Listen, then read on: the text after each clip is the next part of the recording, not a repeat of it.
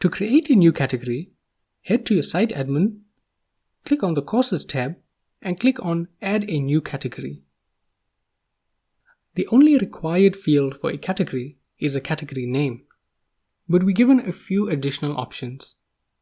Starting from the top, the parent category will decide whether this category is going to be a child of any other category, or will it be its own standalone category. The category ID and description are optional.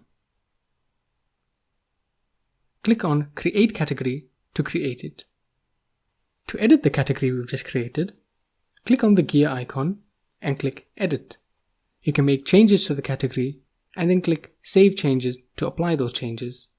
We can also delete a category by clicking this menu and clicking Delete.